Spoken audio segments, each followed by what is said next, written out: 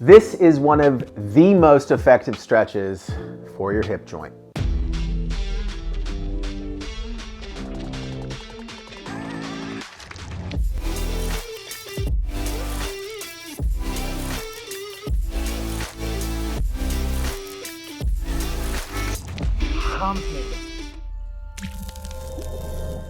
I'm Chris Mills with surfstrengthcoach.com. Gonna talk about modifications, changes, tweaks, and the perfection of a 90-90 hip stretch. This is easily one of the most commonly taught in terms of my work with individuals one-on-one. I teach everybody a 90-90 hip stretch and maybe particular modifications based on their injuries, structures, anything else that needs to be taken into account. So the video you're about to watch is a long detailed tutorial giving you all the specifics that you really should know that is for all the users of the Surf Athlete app. Check out the Surf Athlete app if you don't have it, because everybody in that app, I want to make sure they are doing this stretch effectively, because this is a stretch you can do for the rest of your life. So I want to make sure the world of YouTube has this stretch. So like, subscribe, throw some comments our way as well. So let's be honest, most surfers over the age of 40 or 50, they can't even kneel onto the ground like I am at the moment, because whether it be a knee reconstruction, hip stuff, whatever it may be. So the ability for us to move and get into deeper positions of the hip joint has to do a lot with how that hip can rotate in the socket. The 90-90 hip stretch starts going after external rotation of the hip joint as well as internal rotation of the hip joint, meaning how well that hip joint rotates in the socket. So it's a stretch that often gets done wrong. So let's make sure you know the couple of specifics to get the most out of this, because literally, I personally use this stretch every day, and especially before surfs, because the basic of that 90-90 will lead into all the shin box rotations you're gonna see in the video, and that's the stuff you need your hip joint doing so you can move well and freely in the surf, because so much of surfing is extreme ranges of hip mobility, but it's being able to move the pelvis and the femur coordinated, because it's all about rotation. So here is modifications and tweaks for your perfect 90-90 hip stretch. I want to give you a couple details on the 90-90 hip stretches and shin boxes and some modifications, because you'll see me do a 90-90 pretty well. Most guys over the age of 30 can't do a 90-90 very well. For women, a bit different. There's usually different pelvis shapes, and women tend to be more flexible than men. But the older dude crew spent too much time at a desk, knee, hip reconstructions, and 90-90 can be tough. But the reason why it's beneficial is because it shows adequate external rotation. So this is external rotation happening at the hip. Yeah, my foot's coming in, but it's actually external rotation. This leg is an internal rotation and lateral abduction. Right? It's essentially as if I was doing this and out to the side. So much of a surf stance is this pelvis moving around femurs, thigh bones, right? Ups and downs and flexions, extensions and twists. So a base 90-90 just shows that we have good hip range of motion, but for a lot of people it's really stiff. So I'm gonna give you a couple modifications. First off, as always, what we're doing if we're doing a basic 90-90 hip stretch is really kind of focusing on elongating the backside tissue of this front leg. And that can only be done if we maintain a neutral spine. So no rounding. Essentially, I need to be able to learn how to move the pelvis while keeping the spine stable to elicit a stretch on the backside of this hip joint, right? So it's all about learning how to maintain a neutral spine, not rounding, and then we can hit different 90-90 positions. But a lot of people don't have this much external rotation. They're here, and this could be because, or could be due to, different pelvic structures and femur structures. Some people, the hip socket is deeper. Some people, the hip socket faces out or in more. Some people, the head of the femur is turned. There's anteversion, retroversion. So some people just have a hard time being here. So what can we do, or what you can do? Pillow or yoga block. Underneath, if I'm doing this hip, underneath that butt cheek. Because now there's less of a demand for external rotation on this front leg. Maybe that's still not enough. Maybe you're like having to be way over to the side. Let me double it up, right? So that might then be enough for you to be more upright and being able to support yourself with hands kind of, instead of kickstanded out to the side as much, you can be more upright. Because there's less demand for external rotation, but there's also less demand for this hip to be an abduction, pulling out to the side of the body.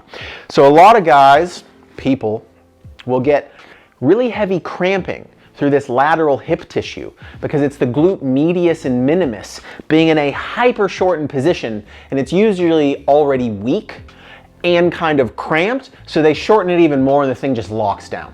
So we are going to do a bit of release on that as well to help with the 90-90. But initially, just be okay with propping your butt up, and now suddenly you can get into those 90-90 positions a little more efficiently. It's also totally okay if you have to kickstand out to the side a bit, because this is less demand. Notice this angle. If I come here, it's actually less demand for external rotation on this front leg. I can still keep a straight spine, and I can be kickstanded out, and I can still come forward, elongating that tissue without rounding. So it's totally okay for you to kickstand out. A lot of people need to combo this up. Pillows, kickstand, etc. And as well, if I kickstand, there's less demand on this hip to be abducted. Cool? So prop your butt up, okay to be a little bit of a kickstand. And then you'll see our pails rails protocols. I could be in this position and I can do my pails and rails through this front leg easily. I could shift this way, so I'm now doing my pails rails on this leg, and I'm still kind of kickstanded, I'm butt elevated. Totally cool. Again, like I mentioned, a lot of people will get into this position and get severe cramping through this lateral hip.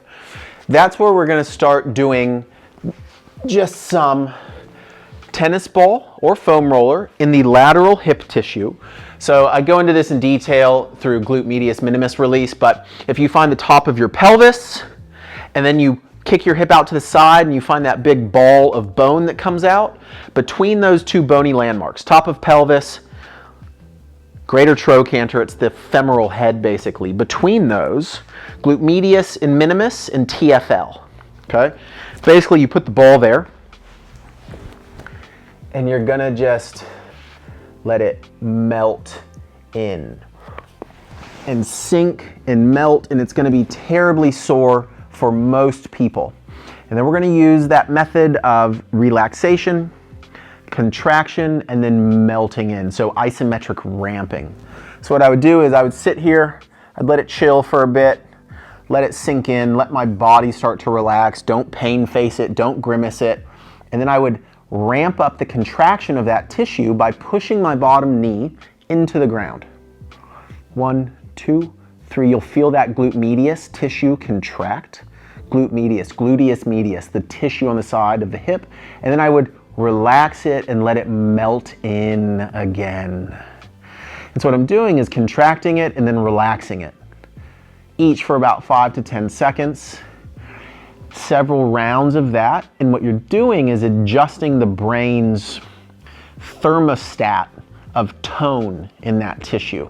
So you might need to come to the back more, you might need to come to the front more. This is going to take more than one time generally, and then usually people can come back and they're like, oh, that's not as it's not crampy.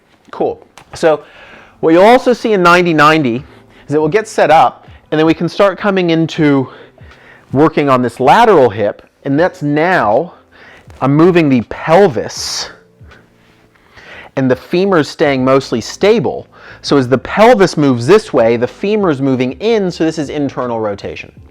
And so I can really kickstand back with my arms, and I can be in this position quite well, right?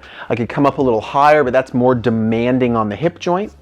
So I could be in this position. I could also be easily butt elevated of this hip, that's the lead hip, and then rotating here. And so I can really start working on some internal rotation through this hip, elevated, kickstanded, cruising, right? So then we got the basic 90-90. So then a lot of people will start coming up short when we start working on shin boxes. Let yourself kickstand back. Cool? If you need to shorten it up a little, shorten it up, but really keep working to this 90-90, but you can walk those hands back quite a bit. And then from there, you're just going to start working on your available range of motion. I have a labral tear on this hip. Most surfers have labral tears on one of their hips. And so I just have to really control this hip through the range of motion and making sure the muscles around that head, the socket, are really controlling that movement. So I could be up higher, but a lot of people have difficulty being here. So you could be one hand back, working on your shin boxes. So I can be kickstanded back. You see here, I'm kickstanded back, and then I'm working on that shin box there. And because I'm kickstanded back, there's less upright torso. Siri, you're killing me, girl. And so that's how I can start modifying shin boxes. I can still work really hard through the hips, but I don't have to be hands completely upright. So those are usually the basic modifications people need to implement for 90-90s, and it's literally a stretch you will do for the remainder of your surfing career. Every time before I surf, I do some type of 90-90 stretches and shin boxes. Because again, like surf stance, it's all pelvis, moving around femurs, twisting, rotation. So if you're not able to modify those, and we're going into pails, rails, and all of that, you can always do the supine versions of pails and rails, and that's the external rotation. This would be the internal rotation. So you always have options. I hope this gives you some clarity as to how you can modify the 90-90 for your body. Shaka, brah.